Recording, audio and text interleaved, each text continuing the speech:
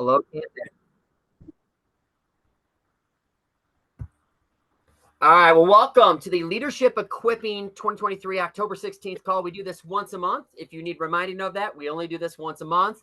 And what a bright and early morning it is. Well, it's not all that bright here in Michigan, but there's no place I'd rather be than having this call first thing on a Monday morning, once a month here. And we went to an earlier time if you didn't catch it at the beginning of our time together because of 1 o'clock openings and sort of a lot of leaders being distracted during this time. And so I know it's early, but hopefully you see this for what it is, a great start to your work week. As it is, we only do this once a month.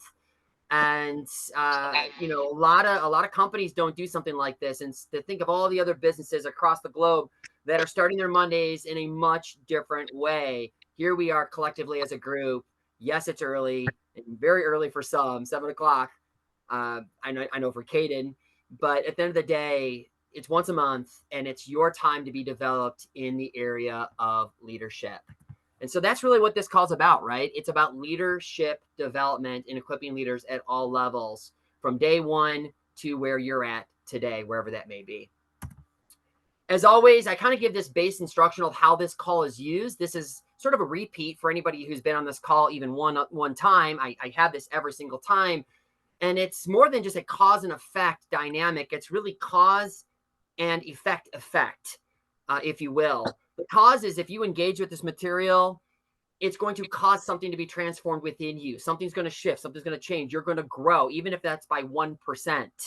And that's going to cause further things to happen in the way of an effect of actions happening in your work day, in your work shifts, your day in, your day out. You're going to become a better leader, ultimately. So it's a cause, effect. Cause is engage, don't be passive, dive into the material, chat away on the little chat function here on Zoom. Sometimes even unmute yourself, be bold, speak out, be transformed. And then by doing that individually, the self will be transformed and you will, of course, as a leader, act upon it and it'll be seen in other people as well. So to kind of kick things off, per the norm, icebreaker of the day. And we probably have asked this question before, but it's worth asking once again. What is the greatest trip you've ever taken? Could have been a planned vacation. Could have been not that planned. It could have been just kind of spur of the moment. But what is the greatest trip you've ever taken? Feel free to share. Would love to hear from you. I went on vacation in Utah 2 years ago. And like driving from Las Vegas airport to where we were staying and then just hiking. I hiked the Narrows where there was I don't know, it's a huge slot canyon where there's a river in it, super cold river, even in the summer. It was just an incredibly beautiful trip. I'd never been to Utah before. And a lot of Utah is red. Like a lot of the mountains and the plateaus, they're red. And we went to another site called Yount Flats, which is also known as Candy Cane Ridges, where a lava flow came down, hardened, and it's all bubbly and smooth, and it's beautiful. That's probably the best trip I've ever taken, and it was it was an incredible time, and yeah, I'm glad I went. Awesome. Appreciate the share. Anyone else? See a solo month-long trip on the East Coast there from Hannah. Appreciate the share there. Excellent. I think it was 2 years ago now. I went to Hawaii with my high school band for the Pearl Harbor Memorial, and we played at the U.S. Missouri, I think it was, and in a parade there. That was really fun. Awesome. Appreciate that. Excellent. Sounds enjoyable. One more. If you haven't added to the chat, this is your opportunity to do so. Would love to read it, whether now or later. Would love to hear from you. Greatest trip you've ever taken? Planned or not planned? This past summer, drove out with my daughters to Massachusetts, just to explore. And the whole trip was really cool because just driving out there was the longest road trip we'd ever done. Shared the driving time with my oldest. and just got to go to a new place with both of them. Went out to Boston and explored there.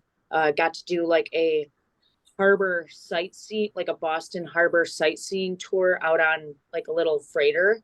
It was like a historical tour, and it was just the history there is amazing. Awesome. It's a Awesome. beautiful state. Love it. Love the shares. Excellent. Greatest trip you've ever taken. Really appreciate the shares here. Again, add to the chat. Maybe you're not thinking of it right now, or you can't think of one. You can't nail that down to just one. That's fine. Put one or two in the chat. Again, would love to read that at a later time here. So we've all taken trips, some good, some bad. But at the end of the day, we've all taken some trip of some kind. Well, we're going to talk today about going the distance. And if there's ever a two-part series, this is about as close to a two-part series as I'll probably put together. When we gathered back in September, we talked an awful lot about ascending mountains, moving across goals that we've set in August. No, this is not the Decide, Commit, Succeed call, but it's not apart from that, right? As leaders, we are also doing this thing called Decide, Commit, Succeed. And we're going to talk about going the distance because leaders do one of two things. I don't want to get too far ahead of myself, but they do one of two things in particular, and that will be reviewed here. And so as we talk about going the distance, we'll talk about where we're heading, where you're heading as a leader, and with whom is going with you, right? You have people going with you as well, especially in a park because you're not by yourself. And so we'll do a little bit of review. And when I say review, I'm always kind of careful to say that because there can be this, I know that filter. I'm sure you've heard me say that before. It's a borrowed expression. It's not my own, but I utilize it quite often. And then I know that filter wants to kind of shut down or shoot down anything that you've heard recently, even if it was a few weeks ago. Now, this is a review from just a few weeks ago, just last month, but that doesn't make it any less worthy of being talked about today. The front of this is a review, and then we'll go into some newer material. This review sets the stage, and I'm angling it a little bit differently. So if you've heard me say this once, you've heard me say it, I'm sure, a half dozen times. But if you've heard something said, say a dozen times, it may be the 13th time you've heard it or seen it, that something new happens within you. A lot of that is just learning, it's development, it's taking things in from a different angle or just being in a different life position to take it in, right? So this is a review, but don't turn off. Please don't. Engage with the material as we move into some newer material towards the back end of our time together today. So we talked about what is leadership. And of course, leadership is defined in so many different ways. And yet there's two things I know to be true about leadership. And it's these two things. Someone with a destination. Leaders are going somewhere. They're heading in a direction. They don't stand idle. They're moving and they're going somewhere. Someone with followers. Leaders have followers. Now, there's a quote I'll use a little bit later. Leaders create leaders, and that's every bit true, but it starts with those following them. And so you have a destination as a leader, and there's people following you. If you as a leader look behind you, I've said this before, you may not be a leader if there's no one there, right? If you look behind you and there's no one there following you, you may not be a leader. You may just be a lost follower. So leaders have a destination in mind. They're heading somewhere, and they have people who want to come with. The analogy I used last time, and I believe the time before, you're at the base of a mountain. You tell others around you, I'm going to ascend to that peak right there. That's where I'm going. You want to come with? That's what leaders do. They have a destination. They pick out a peak on a mountain, and they say, we're heading there. You want to go? All right, let's go.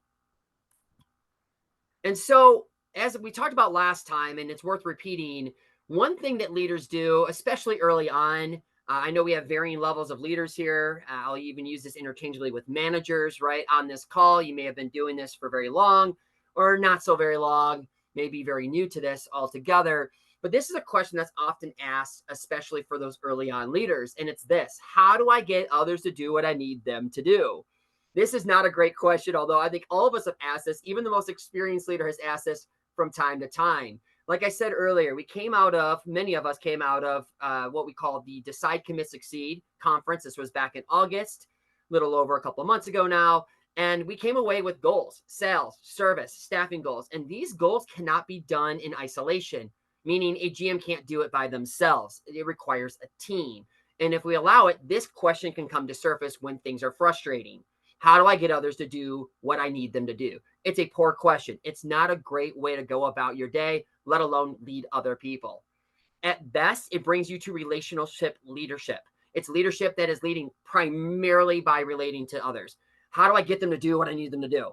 I'm going to relate to them in a way that makes them feel this way or that way. It's all feelings based. At best, it's relationship led leading, which when things aren't going well in that relationship, neither is the leading of them going well. And at worst, it's manipulation.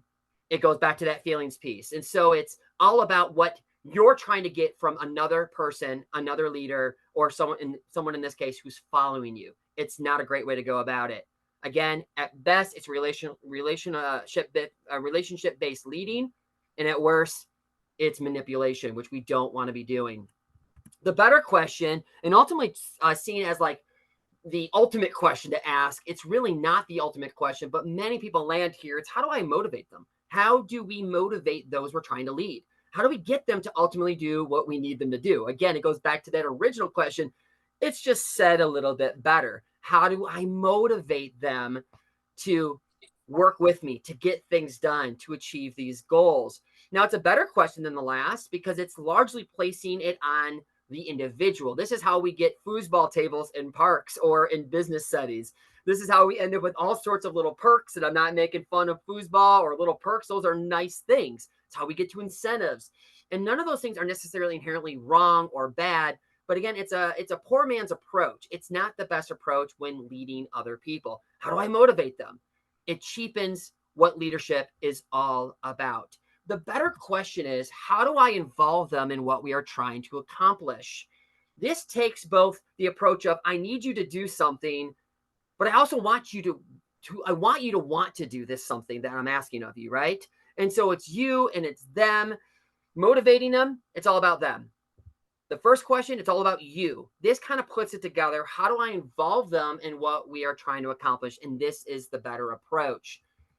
Ultimately, when we do the first thing, it comes down to manipulation. So we never want to manipulate. We often want to motivate, and we always want to incorporate. Another way of saying this is, like I just said, involving those we lead, incorporating them in what we're trying to accomplish.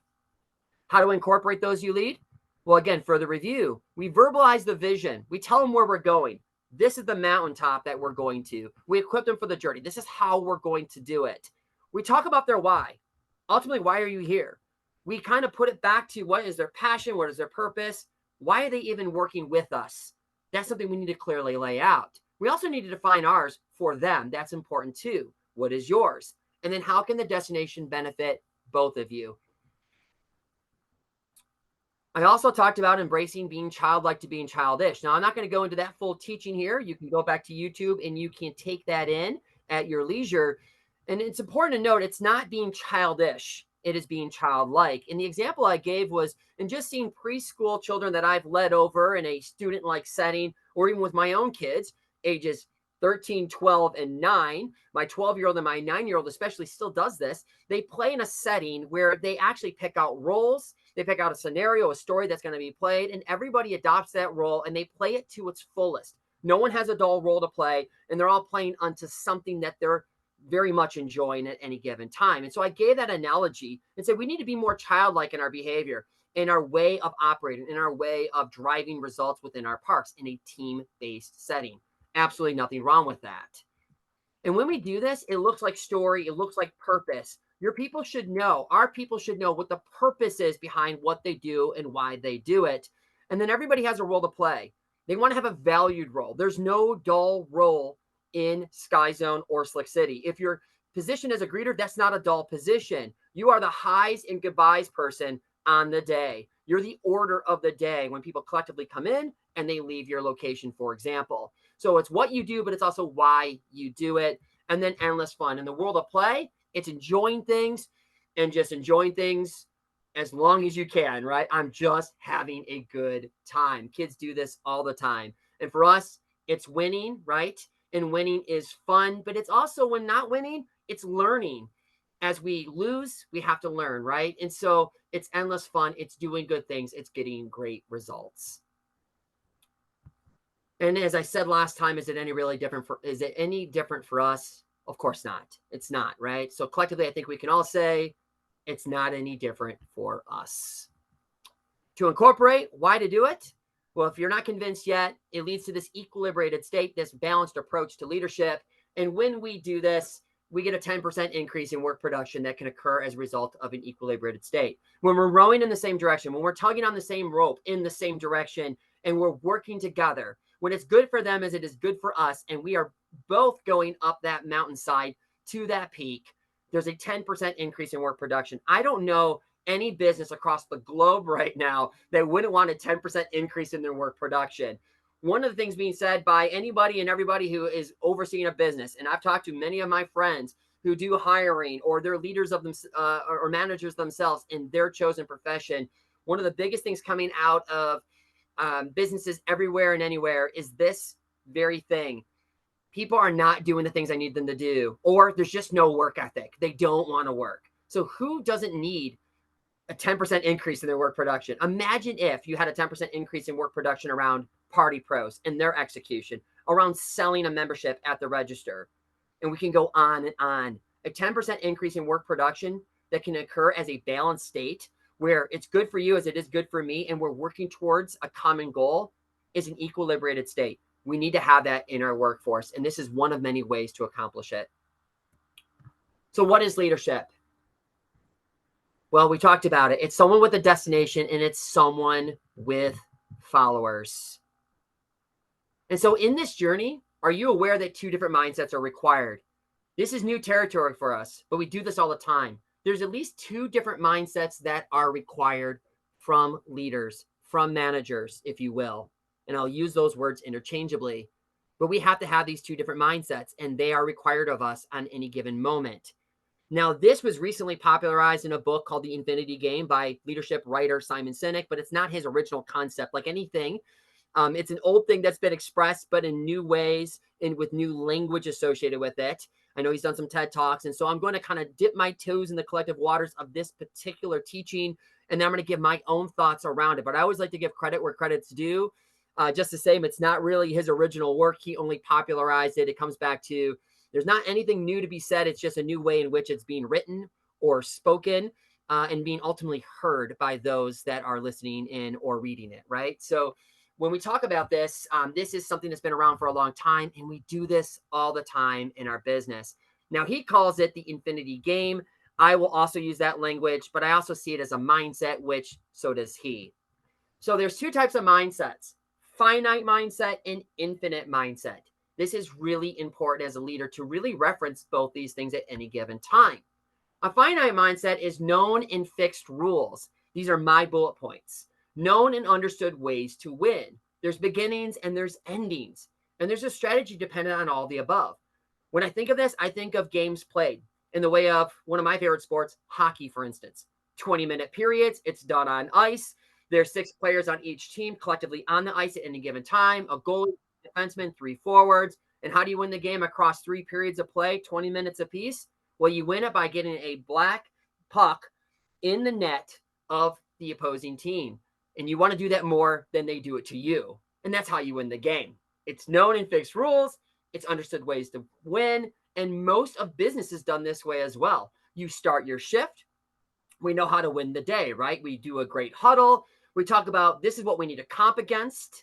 This is how we go green. This is what we need to do for labor. We want to have low to no incidents. And that's a finite mindset. That's looking at the day and how we're going to win the day. And boy, does it feel good to win. It feels good at the back end of the day to see that you have green next to your park and not obviously red, right? We want to be in the green. And so we have this mindset across our day. We know what it looks like to win.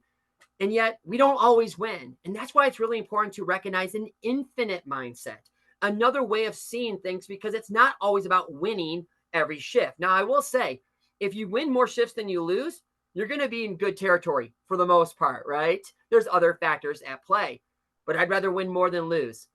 If you win a day and you win enough of those, you win a week, you win enough weeks, you win the month, so on and so forth. And so we play it to each day with a finite mindset. The infinite mindset, though, looks to rules that can change, individuals that come and go. That's really important for business, by the way. Sometimes we're locked in, and the competitor is insert blank, right? Urban Air, for instance, and that's a competitor. But the reality is most business, all business actually, is played to an infinite mindset rule. It's that things can change. No one's controlling any of this. Individuals come and they go. Strategy shifts as the game evolves. Winning is not the key motivator, but working towards a just cause services. And I think that last bullet point is really, really critical. Winning is not the key motivator, but working towards a just cause. Because when you lose, you need to know why you're doing what you're doing. Your team needs to know that as well. When I think of Infinite Mindset, I think of these two movies. One's a little older, one is definitely a newer film. The movie I'm thinking of is Sandlot. For anybody who's ever watched that film, I'll give you just a quick synopsis or a reminder for many that maybe haven't watched it in a little while. But basically, there's this young boy. He moves to a small town. He happens to like baseball. For those that have watched this is just a repeat. But he moves to the small town. He likes baseball, but he's kind of not the most athletically inclined. Moves there with his stepdad and his mom, and he befriends all these other boys who love the game of baseball. And at the very beginning of the movie, he's an adult speaking of this fond summer that he met these boys and he played baseball with them. And they played till the sun came down. They played all day, every day. And the one thing he reflects on is we didn't really have positions. We just played to play. Why? Because we loved the game. A more recent movie that depicts this is Top Gun Maverick.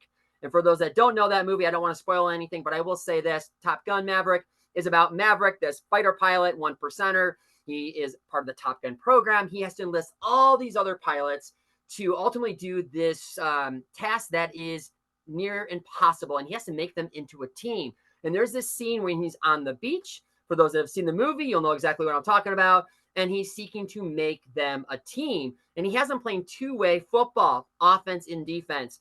And he finally sits down from playing with them to enjoy the sun and also enjoy the work he's done and making a team occur. And his commanding officer comes over to him and wonders why they're not over by the planes flying in the air, because they're only about a week to 2 weeks out from this impossible mission. And what they appear to be doing seems to be fruitless. Why are you doing what you're doing? He asks, right? Why are you out here playing? Well, we're playing offense and defensive football. And you told me to make a team, and that's exactly what I'm doing. As Tom Cruise's character, Maverick, looks on to these young fighter pilots enjoying themselves and celebrating the wins as they come. And then, of course, the commanding officer asks the question that all of us ask when we have a finite mindset, and it's this: who's winning? Who's losing? And Maverick comes back and says, I don't know, sir. I believe they stopped keeping score a long time ago. Why? Because they're enjoying themselves. They're having a great time. It's less about the score. It's more about the process. It's more about enjoying themselves collectively. And so that's an infinite mindset. And there's a finite mindset as well. So here's a sample vision. And I want to go over this, if anything, because this is for my parks. This is actually not just a sample vision. It's actually the vision of my locations. I've recently updated it. I haven't even shown them this yet. This is me embracing an infinite mindset around my parks and what I expect of them and what they should expect of each other, to be quite honest. And this is part of that just cause. This is part of that service being rendered. This is ultimately what we do, so that when we have days that we lose, and we do lose days, we're not always in the green. Everybody can see that. We see the results on the Innovative Heights chat, but that's true for all of us. We have this vision. And our vision collectively in my regional group is to establish quality parks that are operationally excellent in process and in action, that are safe, clean, and fun, to cultivate teams that act with total integrity and love what they do. We believe in developing from within, holding to standards, and being guest obsessed. So when we lose, we come back to this. Collectively, what we do in our parks between the four walls ties back to this. This is what we're trying to accomplish. This is our North Star. This is our just cause. It's our mindset. It's our service. It's what we're trying to accomplish. Now, again, that's our sample vision for here. It's actually the true vision for my regional group. But I got to ask, what is your parks collective vision? What's your just cause? What's your purpose? What's your act of service? When you lose on the day, what ultimately is the bigger game being played? Now, maybe you have this figured out. Maybe you don't. But today you're going to have an opportunity to do this. Why? And why does it matter? Well, it matters because, again, we lose. And when we lose, we need to know what to do with those losses. We need to use our losses well. And we can use our losses well when collectively we know where we're ultimately heading. And that, yes, there's a finite game. Let's win the day. But when we don't, there's a much bigger thing we're working towards and we're playing unto. So why does it matter? And to be honest, you can do this for your park. You should also be doing this for yourself uniquely. Why are you doing what you do? And press in on that. So what I'm going to do here in just a minute is I want to get everybody to work together in your own little small groups here on Zoom. We're going to break away for a moment. It's going to be your turn because this is a great exercise. And it's something I went through even a couple of years ago when Wade made his first visit to the Michigan locations under my leadership. And he had me do this. I put together a quick little vision statement based on his direction. He told me to do this. I put together 3 to 4 sentences, a lot of what you saw, but because I have an infinite game mindset, it's actually evolved. It's not the same thing I showed him 2 years ago. It's actually evolved, and it will continually evolve because the game changes. What I need from my team and what they need from me and what our guest ultimately expects changes, and so has the vision. It will for you as well. But I'm going to have you do what I had to do a couple of years ago. I did it by my lonesome, and I only did it in a handful of minutes. You will also be given a handful of minutes, but you're also going to do it with other people. Not people that you've chosen, people that will just be randomly assorted to break out with you. But you're going to come up with 4 sentences. Chances are I'll have 4 of you together. It might be 3, depends on how the groups break out. But you want to have at least 4 sentences, so a paragraph. And again, this has to come to you quickly about what are you trying to accomplish in your park. Again, I gave you my sample. I can gladly go back to that so you can see. And don't overthink it. But what are the 4 things you're trying to accomplish, or the 4 sentences that undergird your passion, your purpose for your park? And yes, you're doing it with others that are not in your park setting, but this is just a brainstorming piece. This is just working a skill, working a muscle that maybe you haven't worked before. And so then you will look to your express purpose. You'll speak to that over those 4 sentences. And then you'll pick a speaker. When we get back together, someone's going to speak on behalf of your group. We'll listen in and kind of just take in the vision, the destination, the journey that's being laid out for your location. Any questions?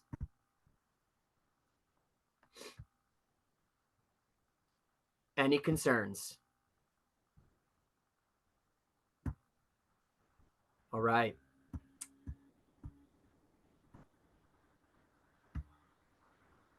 So it's going to break out into 3, 4 participants per room. I'm only going to give you a handful of minutes at most. It will give you a minute warning for anybody who's familiar with Zoom breakout groups. Again, you're going to come to terms with about 4 sentences that undergird what you're trying to accomplish. And I know that's challenging when we're coming from different park settings, but just work with it, right? And at the end of the day, we are Innovative Heights, right? And so there's those from Slick City, those from Sky Zone, but we are Innovative Heights. And so I'm going to break you guys out into 3 or 4 participants. Obviously, if there's 3, then the one sentence that you come up with will have to be a collective joined effort, or somebody's just going to have 2 sentences. So I'm going to break you guys out, and you'll get the minute warning when it's ready for you to come back.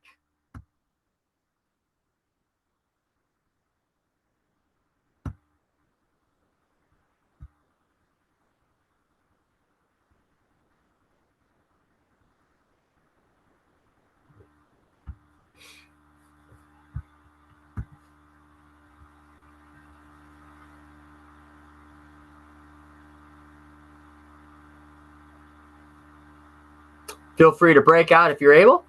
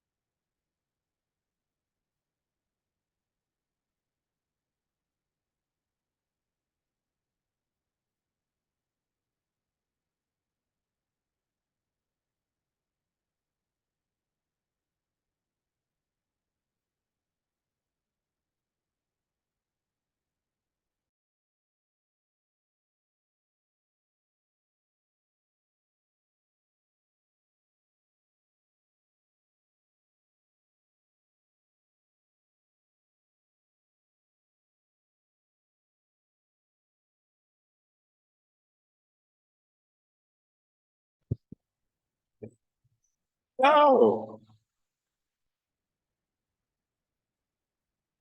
Can you send me back to my room? You want to go back to your room? Yeah, I didn't want to leave yet. I was. I don't We know were if I can send you cooking. back. We only got We 20 were seconds, cooking. sir. Welcome back. No. Would they have better magazines in there? Coffee? What? No, we were cooking though. We were You're cooking. cooking. You're Yeah, cooking. we were cooking. Oh Oh man. man, don't tell me that. Now I'm gonna realize that maybe it was too quick, too fast. Oh no. Oh man. Oh no. I saw the 60-second like countdown Oh and I boy. I was mean, that's a like, good thing. oh Yeah, I was man. like, where'd Q go? I'm driving. I thought Oh I hit man, oh cancel. man. I'm so sorry. Oh man, oh man, oh man. Yeah, nothing like you coming back to the room. Send me back, send me back. I'm like, well, is it that bad here? Must have got better coffee over there or something. But it's a good problem to have. And it sounds like maybe you didn't have enough time. I know it's a quick exercise. We're wanting to leave some time for people to kind of connect and share what they took from it. And it won't be the only time we do this sort of thing. But love hearing that things, as Q put it for his group, things were cooking, he said. Maybe breakfast. I don't know, but things were cooking.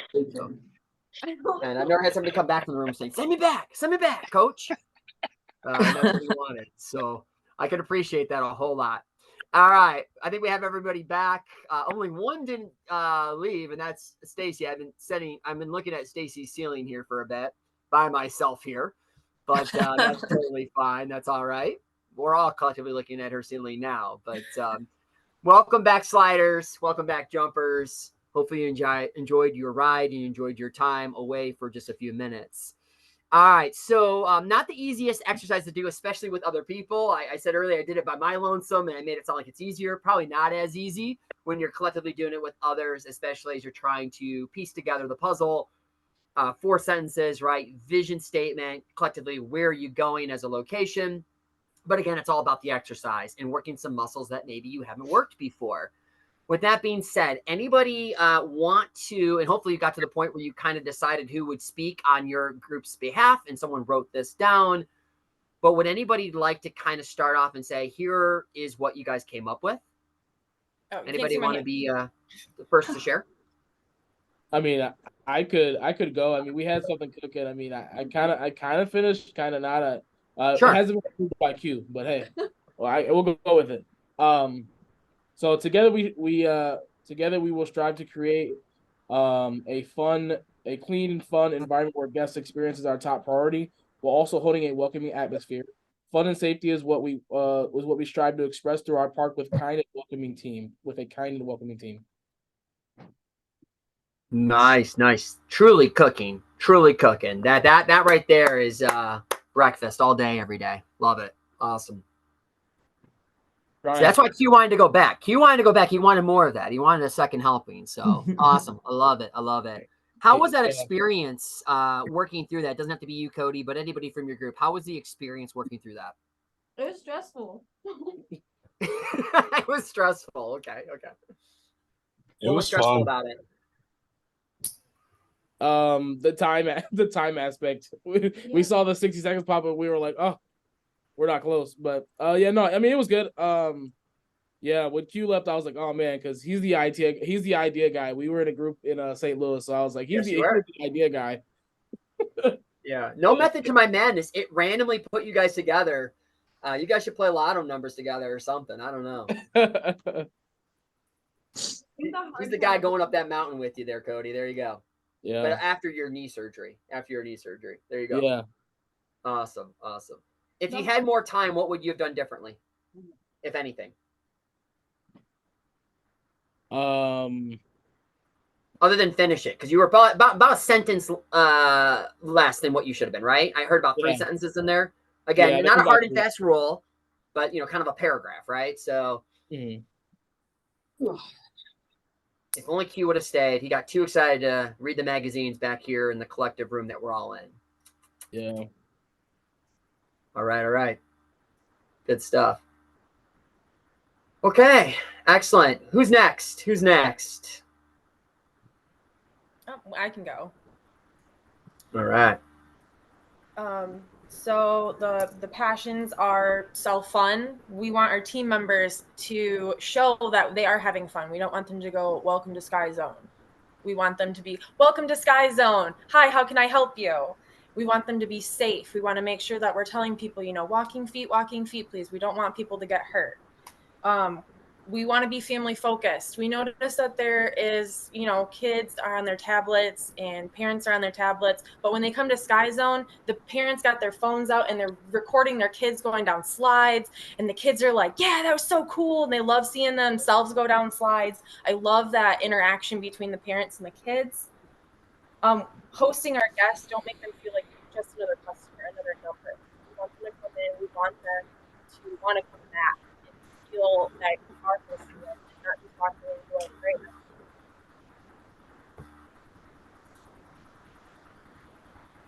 Awesome.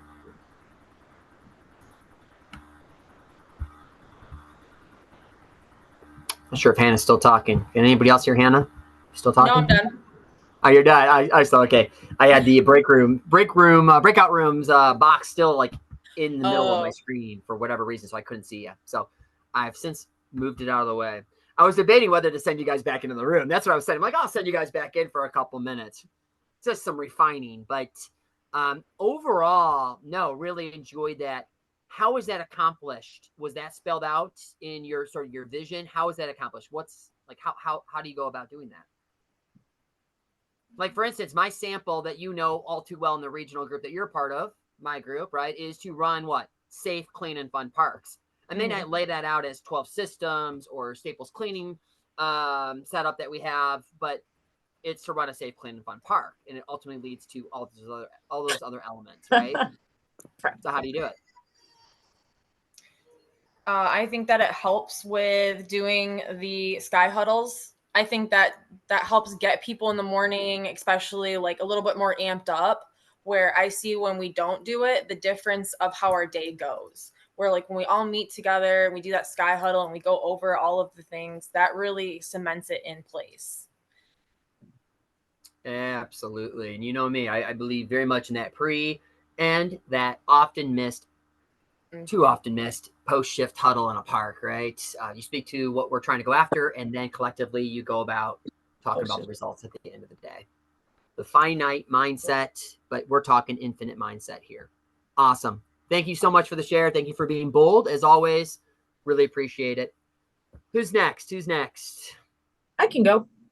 All right, let's go. Stephanie and Aaron. We had providing an exceptional day in, day out guest experience built on the foundation of integrity, team accountability, and running safe, clean, and fun parks.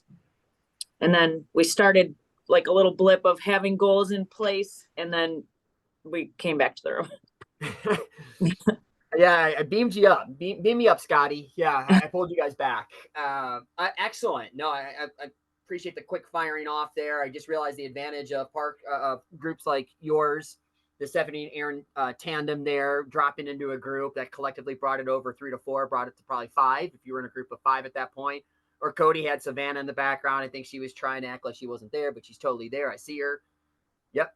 I see your shoulder. There you go. All right. But that's awesome. Very good. I appreciate it, Stephanie and Aaron and your group as a whole. Really nice. What would you have done differently if you had a little bit more time? I felt, and I know Aaron was about ready to say something, but I felt like we were, it took us like almost too long to get to our sentence. I felt like this was like the framework, and we could have like really dialed into it deeper to add more to it and really make it our like what do you call it? Like our sentences, like your vision statement, sort of, right? That's the word I'm going for. Yeah. Words. Yeah, absolutely. Absolutely.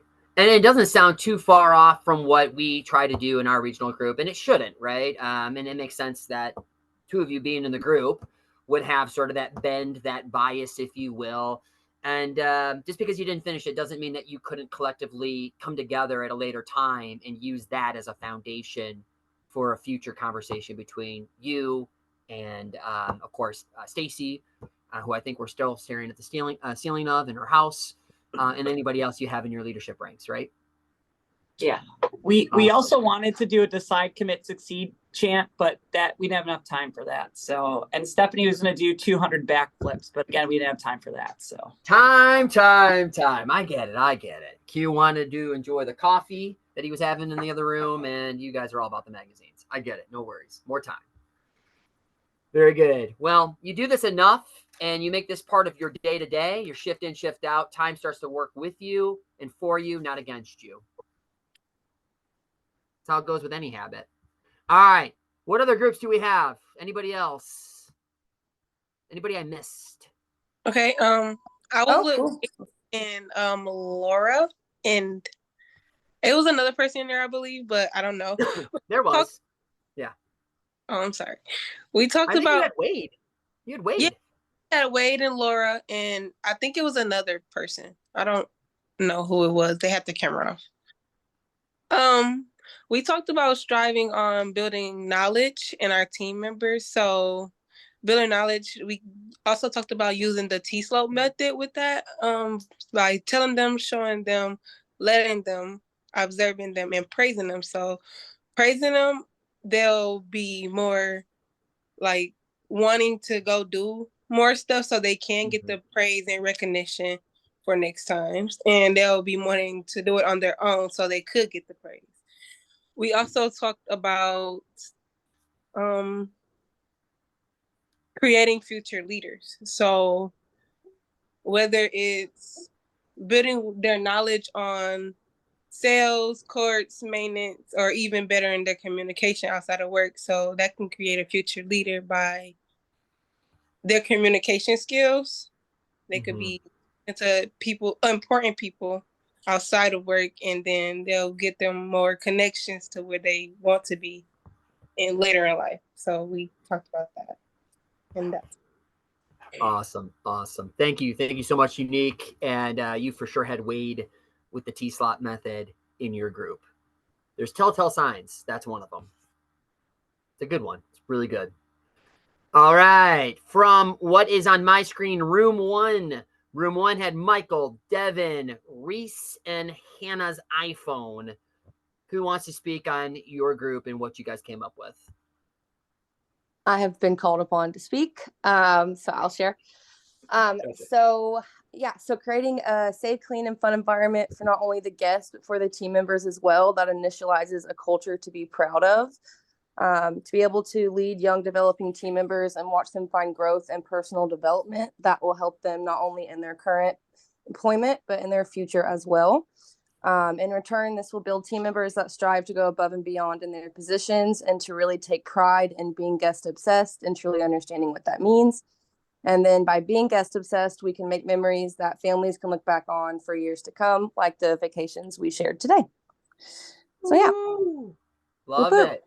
Thanks. Lots of cause and effect. I love it. Good stuff. And jumped right in. Thanks, Lance. Yeah, thank you. Team Hannah, Reese, Devin, and Michael. Awesome. Room one. Best coffee, I guess, from what I was told. All right. Cody shook his head. Nope. They had the best coffee. All right. Room two. Oh, they already went. Hannah with Grand Rapids. Thank you so much for that. And who am I missing here? We got one more group to go. Room six. Ashley, Matt Taylor, and Kim. So I think I misunderstood a little bit what we were doing, but we probably got two sentences. And I think we could have done more with more time, but sure.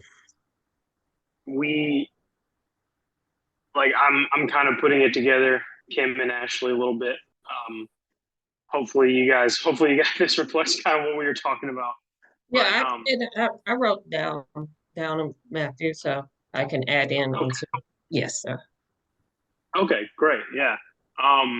Well, we kind of went a little bit more granular with it, rather than like how we wanted to like see our team sort of built up.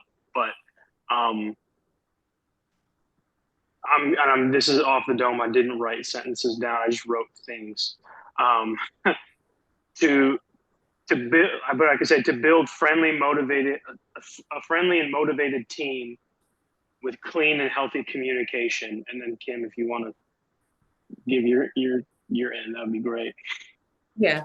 So we did say one of them was to have the friendly, motivated staff. And then the second sentence would be great communication skills. Sorry. Great communication skills between management and team members. So it's just building a communication between management staff. That way it's trickling down to the team members. And then overall the facility will have those great communication skills. And then we were going to the third one and we got sent out, which was going to be something where, there's a million things to do in the facility. You do 500,000 of it. And then you get to the point of, oh, I have so many more things to do. So we're coming up with a sentence where it's just basically taking a moment to look at all the things you have to do and then prioritizing what needs to be done first. So we kind of came out of the group when we were trying to put it all together. But I think it was a great team building thing, and I got something from each one of the people I was on the team with. I appreciate you guys. Yeah, we definitely didn't have a nice bow on it, but I think we got some good stuff. And I don't know any one team that did, by the way, and I appreciate everybody who shared. Normally, I only ask for one or two of you. If you saw here, I took all 6 of you, and you all had to share. And there's something about iron sharpening iron. You've heard that expression many times over. Us learning from one another, growing from one another. And although from a finite mindset, the rules were pretty clearly laid out. The time frame for sure was laid out for what it is. But when you do this in your own park, within your own leadership group, you get to set those rules, those time signatures, and you get to come back to this reoccurringly so that you have sort of that vision for your park. It's really important to have that, again, because we don't win every day. There's days we lose. Having that mindset across a just cause. This is why we do what we do, so that when we lose, we're not in the green. We collectively know that it's more about than the process. Yes, we want to win, but when we don't, what are we working towards ultimately, right? Excellent, excellent. All right. Well, we're going to move on towards the back end of our time together today. Again, those are 2 different types of mindsets. Feel free to screenshot this. I can always send this over for anybody who is interested. Again, the bullet points are mine. The idea, though, is not my original idea. We do need to have both these in place at any given time. We need to be able to kind of switch between sort of that finite mindset. Let's win the day. Let's win the shift. Let's comp, so on and so forth. And then, of course, the infinite mindset that when we lose, what do we do with that? And yes, you can lose and still have an infinite mindset. The game continues to play. But as you learn and as you grow, the strategy will shift and evolve over time. And of course, we need to have that just cause or that service to look back to. So I'm gonna wrap up with this question. But when I say a wrap up, sometimes we may just start to check out. Please, please, please don't check out, because I think there's a lot of meat to this part of the conversation. Although it's short, there's a lot here, lots of different nuggets to kind of pull up and pull within you as a leader. The one thing we haven't really asked is, are you a leader worth following? This should be a question you're asking yourself on a routine basis. This is a vulnerable question, which I've heard vulnerability is courage. So it's a courageous question as a leader. But if you were to ask yourself this, are you worth following? Well, you may just find that some days you're not as worth following as you thought you were, right? And so this is something that we have to work into our day to day. And there's some things we can do to become more credible in our leadership. Listen, leadership is about going in a particular direction or a destination, if you will, and of course, having people follow you. But you can ask others, hey, I'm heading to that mountaintop, for instance. Are you coming with? Well, I want to go to that mountaintop, but I don't want to go with you, right? And so if that's the response you're getting from time to time, it may not come down to motivation. It may not even come down to incorporation, but it comes down to you as a leader and being one who's worth following. Now, we have amazing leaders. Every one of you are amazing in what you do at varying levels of how long you've been doing it. But this is a question you should be asking yourself. I know I ask myself this question, and here are 4 things. They're not the only 4 things, but 4 things that I think can help any leader better understand whether they are a leader worth following, that they're credible in what they do. And again, why does this matter? It always comes back to the why. Well, because it's competitive out there. There's a war on talent. I don't know if you've seen it. And when you're creating a culture where people want to be included, they want to be part of being part of the solution, and they know what they're bringing a solution to, and they know what the role that they play and how they can factor into the results. Well, they want to do this, right? They want to be part of that. And so us as leaders, we need to know if we're worth following, and we need to ask ourselves this on any given day, because it is competitive. And there are people looking for your people. I know this because I've just had a conversation with a park leader about this the other day. There's leaders outside of our organization looking to just kind of snatch people right out from underneath us. And of course, that's not okay. But that happens as a result of other people not being able to maybe develop their people in the way that we've been able to do so on our end. And so we're very blessed for being able to do that. It comes down to things like these calls, right? It comes down to the things we're doing between the four walls of our business. And it also comes down to these four things here. It's being a credible leader. It's being a leader worth following. And when you do this, people are going to want to work with you, not against you. And others from the outside are going to be looking at what we're doing and saying, well, I want to do more of that. And if we're not able to, I'm going to take those individuals, thinking it's about the individual, but it really comes back down to the leadership within the location. And that's a big kudos to each and every one of you that we're creating that type of follower, that type of eventual leader within our fold. So here's something you can do within your park. Here's four things that you should keep in mind. Social contract. I'm using that language differently than how it's commonly used, but I'm using it within the context of leading other people. Establishing standards that should be recognized and met between one another. Ultimately, what this means is there is an understanding before there's ever even a vocalized understanding between those you're leading and those who are following you. And it looks like this, a boss to employee relationship. Your employees are expecting certain things out of you as a boss. It's just the way it is. You've never vocalized it. They came into it with their own preconceived notions, or maybe they came from a former employer. And as an employee of theirs, they came to understand this is how the boss-employee dynamic works. Doesn't have to be fair. It just is what it is. And sometimes it's just what they've heard from others around them that have worked for employers in the past. But establishing these standards, don't leave it to just guesswork. Vocalize it. Look to what they're expecting from you and what you're willing to give to them. Social contract. Keep your word. Reduce, or better yet, eliminate any gaps between what you say and what you do. This is integrity. I try to keep this in mind with all my locations. If I say I'm going to be somewhere, I'm going to look to be there. If for whatever reason I can't be there, I want to vocalize why I can't be there and that I just can't be there, right? There is a lot of people and a lot of folks out there in multi-unit leadership. There's actually books written on this in which it's said to be when you set up a park visit or a store visit, restaurant visit, don't let them know. Don't let them know in advance. Just show up. All my people, they know when I'm going to show up. Why? Because I honor and respect their time, but also there's no surprises. There's no secrets. There's no need for that.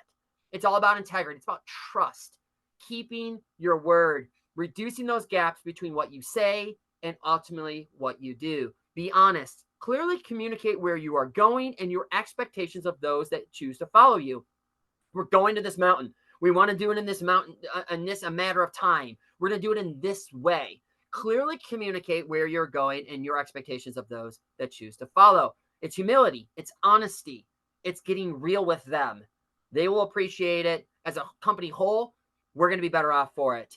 And then holding standards. Being a leader that holds the standards, held standards all the way around. Culture of accountability is critical to your success on creating followers.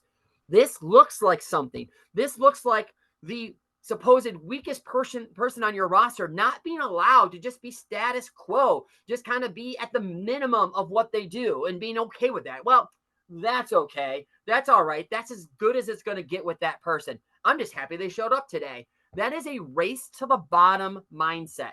It's not a good way to look at things. And so holding standards, yes, for everybody, it's going to be a little different at first, right? Especially that first time employee versus maybe that more established person that's been around for more than a minute, right? And so you have to kind of flex your style, but standards are standards. And it's no coincidence that although this is in no particular order, these four things that I try my best to adhere to and I keep front and center in my own leadership journey, that the first thing I mentioned and the last thing I mentioned comes back to standards. And so with these 4 things being said, you may have your own things that you do and try to accomplish, but I believe these 4 things help bring credibility to you as a leader and makes you a leader worth following. So with that being said, what step to credibility as a leader do you think is most important for you right here and right now?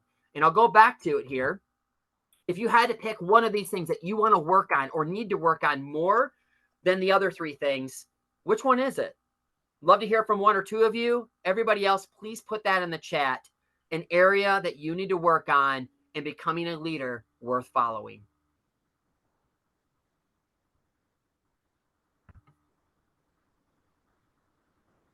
One or 2 of you. Held standards. Love it. Love it. Thank you.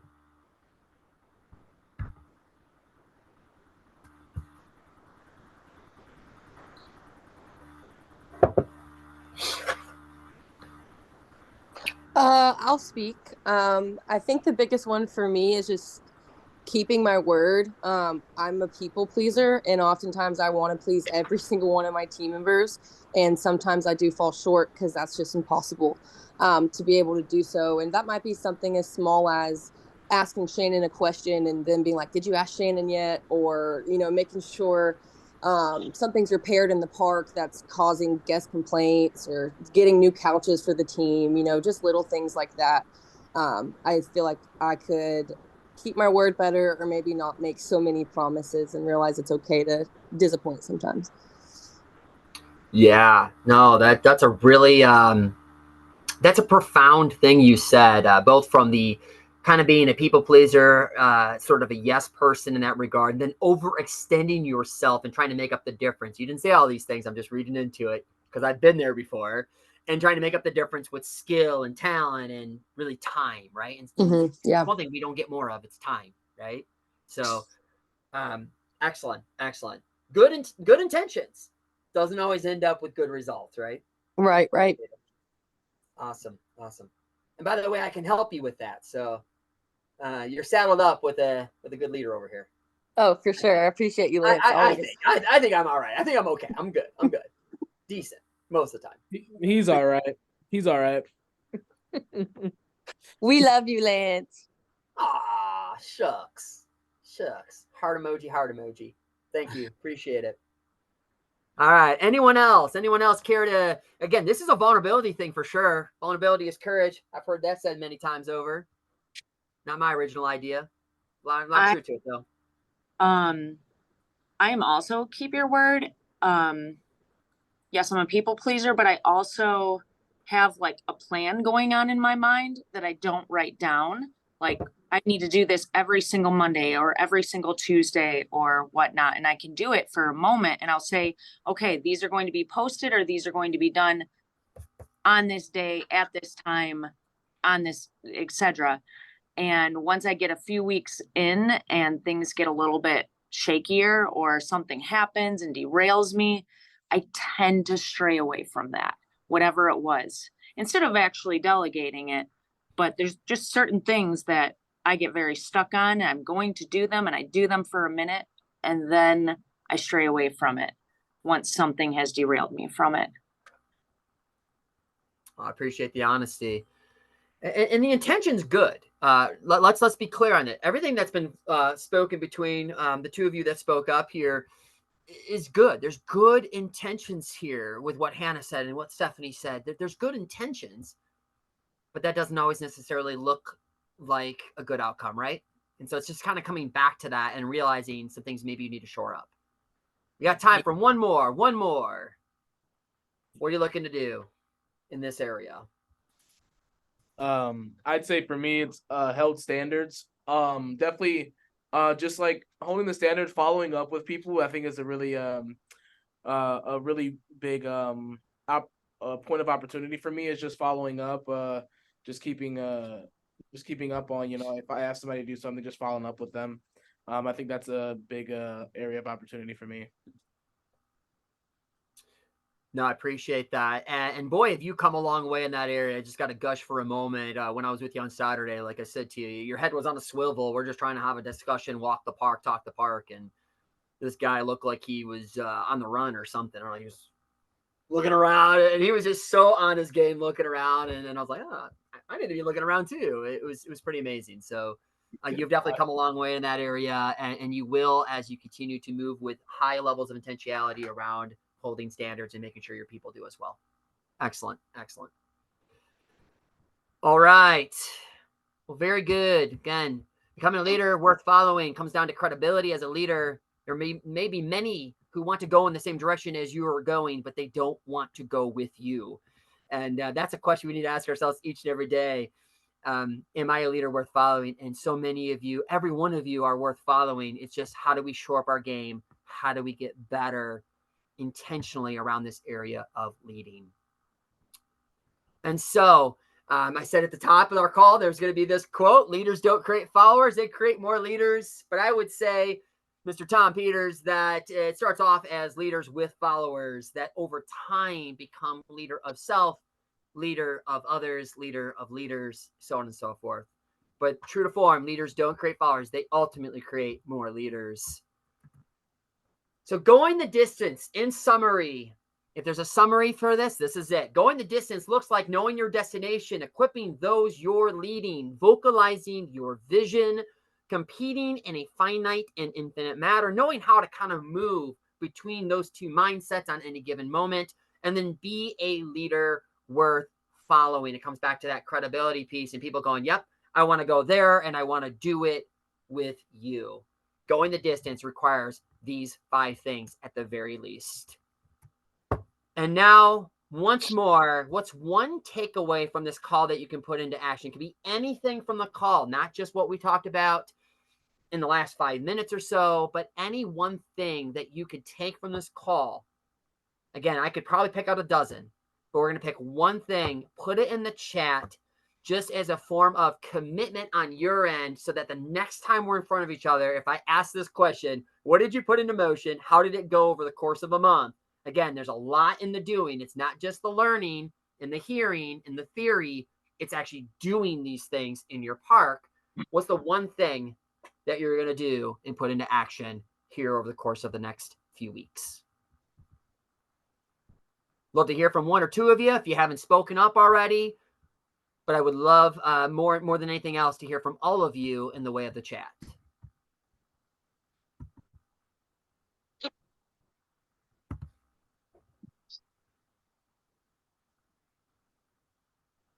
Seeing social contract, keeping my word. Love it. Love it. A lot of power in that. Potency as a leader. You can change the entire game. Like I said, it is a war out there on talent up and down the street. Folks are trying to run and gun and take your people, those you're leading. These are ways in which you become a more credible leader in their eyes. And people want to work for those that are credible to them as leaders. Leaders that care, leaders that equip, leaders that keep their word. This is good. Good stuff. Health standards, yes. Saw that earlier. Amazing. There's benefits to the finite and infinite mindsets. Absolutely. We need both. Knowing how to switch between the two. Go green on the day, but when you don't, have an infinite mindset. Have an infinite mindset. Awesome. Great results coming in. Leaders worth following. Yes, this applies to other areas of life, Caden. It's not, listen, how we show up in one place is how we show up everywhere else. It's not my quote, but I use it quite often, and there's so much value and truth to that. The more we understand that, the better off we are. Not just in the workplace, but in life itself. People tend to be everywhere. It's amazing how that works. This honesty, following up more. Whew, yeah, following up. Fortune in the follow-up. I've heard that said before. Beautiful. Awesome. Rocking and rolling. They're coming in. If you haven't added it, please do. Would love to see this. Love to capture this for next time. Hopefully you're capturing it for next time as well. You're the one that has to put it into motion in an actionable way. Setting a vision for your park. The time to do that. Awesome. All right. As we wrap up our time together, any questions or concerns or overall thoughts that haven't been vocalized. Now is the time. I don't know if this is a question or concern, but I was looking at this as like how I could make this into a goal of some sort besides what I vocalized in the chat. When we were talking about finite and infinite details, or mindset, I mean, I had this thing internally where I was like, how do I know where I'm like, am I straddling that line? Am I like really working through the infinite, or am I very, very finite? Like, how do I make a goal out of it? Like, I could just see like there was an internal battle going on with that. I don't know if that makes sense, but I know that I can be very, very finite. Like, this is what it is. There's no moving on it, but I can also be very open and working with people on things. Yeah, absolutely. And that's the tension, right? If I'm hearing you correctly, and I'll give an example. Standards in and of itself, to actually hold the standard, has to be a definable standard. It has to have ridges. It has to have edges. It has to have parameters. That's why it's the standard. That's the standard. That's what we're doing. But if we have an overall sort of mentality or an ethos around the standard being that we're always going to be trying to perfect or at least improve said standard, that standard will change, right? And so that's an infinite mindset. Things are going to get better. Why? Because we're trying to raise quality levels across even a standard. So in the moment, there's a standard. Just again, an example I'm giving, and hopefully this is helpful. But over the long haul, it's going to change. Even our vision as a regional group has changed. Little odds and ends. I've added things in there. Quality was a word I put in there. That wasn't in the original like version of it.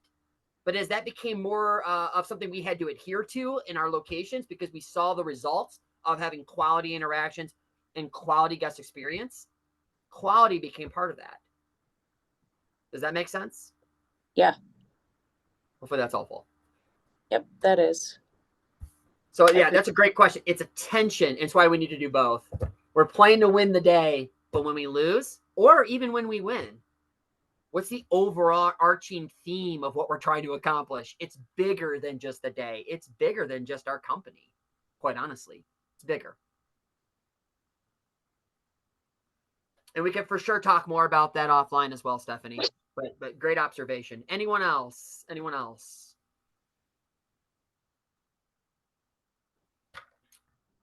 Wonderful. Well, guys and gals, I really enjoyed our time together. I know it's bright and early. I saw some of you wiping the sleepies out of your eyes. That's entirely okay. But again, keeping rare company here on a Monday morning when so many other businesses are doing so many different things on a Monday morning. Here we are once a month together collectively going over leadership development. It's a rare thing to be seen. That makes it valuable. So keep note of that. And of course, the power is in the doing, and it's not just in the knowing. Next time we're together, guys, tentatively it's going to be November 13th. That is a Monday, and it's at 10 a.m. Eastern Standard Time, 9 o'clock Central, and, well, if you're Caden, 7 o'clock in the morning. But had to get you up bright and early. Appreciate everybody who was on the call. If you guys need anything at all, please do not fret to reach out. I'm available. Whether you're in my region or outside my region, when we're talking about leadership development, please reach out, and I'm your guy. I'll help you out if I can. Take care, everyone. Thank you so much. I got one question, Lance. It has nothing to do with the call. It actually has something to do with the new parties. Yes. Are we starting that effective immediately? Like, if somebody comes in today and books a party, am I booking them like the new party? Yes. Great question. Great question. And there's actually going to